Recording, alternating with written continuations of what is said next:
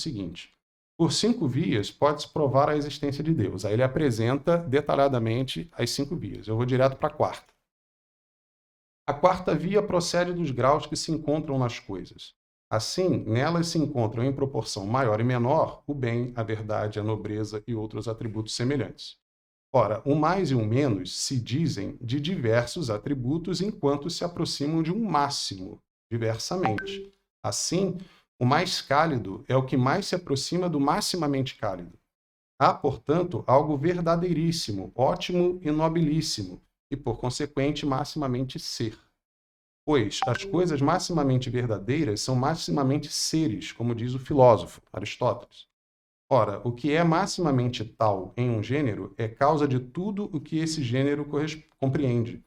Assim, o fogo maximamente cálido é a causa de todos os cálidos, como no mesmo lugar se diz. Logo, há um ser, causa do ser e da bondade e de qualquer perfeição em tudo quanto existe, e chama-se Deus. Então, essa é a quarta via. Na Suma contra os Gentios, acerca dos argumentos comprobatórios de que Deus é, lembram disso, né? Mais apropriado de se dizer de Deus não é que ele existe, é que ele é. Diz então Dr. Communis, né, Santo Tomás de Aquino: dos textos de Aristóteles pode-se tirar um outro argumento. Mostra ele que as coisas ao máximo verdadeiras são também entes ao máximo. Mas ele mostra que há algo ao máximo verdadeiro, concluindo isso de que, por haver duas coisas falsas, sendo uma mais falsa que a outra, deve haver também uma mais verdadeira que a outra, conforme esteja mais próxima daquilo que é ao máximo simplesmente verdadeiro. Infere-se daí haver algo que é ente ao máximo. Este algo, dizemos ser Deus. Isso aqui é a apresentação da quarta via por Santo Tomás, mas na Suma contra os Gentios, que ele escreveu antes da Suma Teológica. Então, falemos agora da justiça e da necessidade lógica da pena eterna.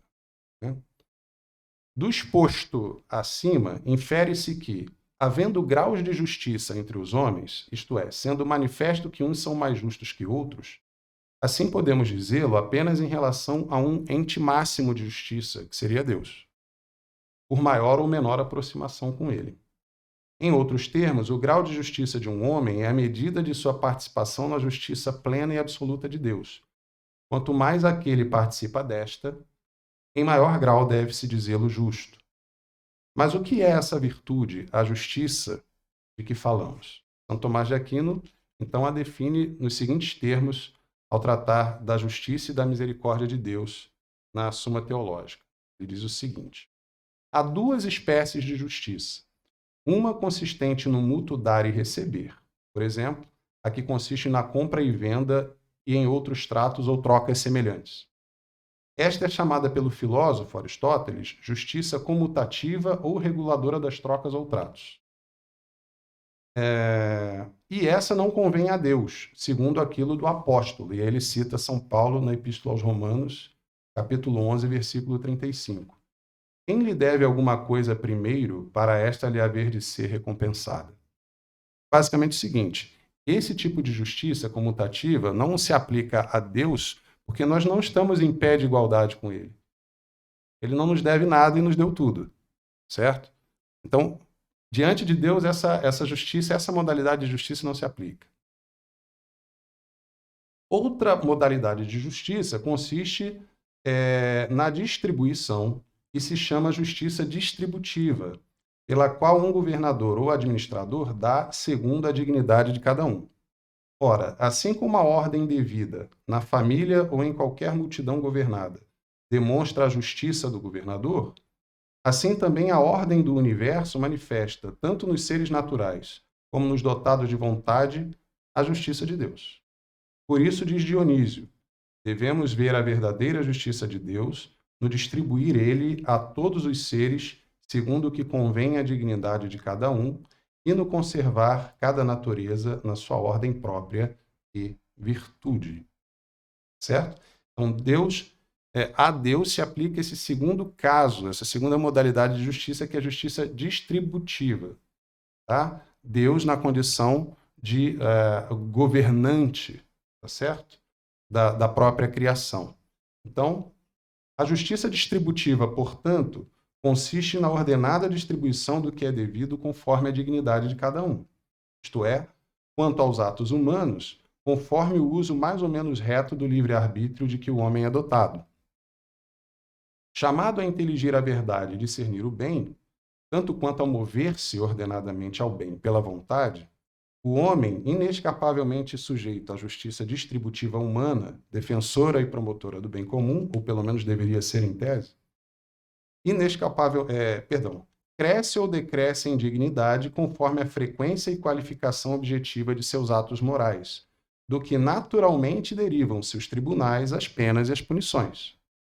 Punir a liberdade desordenada com privação proporcional à sua desordem é, assim, operação intrínseca ao exercício da justiça distributiva, como o prova a espontânea estruturação jurídico-penal das sociedades. De modo que a uma vontade invencivelmente imutável no mal corresponde proporcionalmente à perpetuidade temporal da privação de sua liberdade quanto ao objeto da pena. É manifesto que não se tem notícia de uma sociedade que não tenha se organizado jurídico-penalmente. Certo? O mal se manifesta em todo lugar, né, onde há seres humanos, e tendo em vista o bem comum, naturalmente a sociedade tende a se organizar numa estrutura jurídico-penal. Note-se, porém, que tal procedimento não implica a maldade de quem o aplica. Qual o procedimento? O procedimento da privação da liberdade de alguém. Você impor a alguém a privação da liberdade. Quer dizer, o juiz ou o policial, enfim, todos os agentes envolvidos nesse procedimento de privação da liberdade, eles não necessariamente agem mal ou agem por mal quando fazem isso, né? Então, tal procedimento não implica a maldade de quem o aplica, desde que se ordene ao bem comum, isto é, desde que resulte do movimento de uma vontade institucional retamente ordenada no amor ao verdadeiro bem, ao passo que o condenado se coloca em tal condição por desordem da vontade, por deliberada recusa ou incapacidade de amar e buscar o verdadeiro bem. Por outro lado, nos casos em que se demonstre seguramente revertida a persistência da vontade no mal, por abrandamento de sua desordem, pode convir a revisão da pena, como ilustra o recurso à liberdade condicional em certos regimes jurídico-penais, mesmo em casos de prisão perpétua, o que em nada fragiliza a firmeza da justiça distributiva. Antes, tal misericordiosa revisão pressupõe uma justiça racionalmente rigorosa, pelo que assegura-se a verdade como lastro da estrutura jurídico-penal, e sobre a qual propicia-se aquela misericordiosa revisão mesma.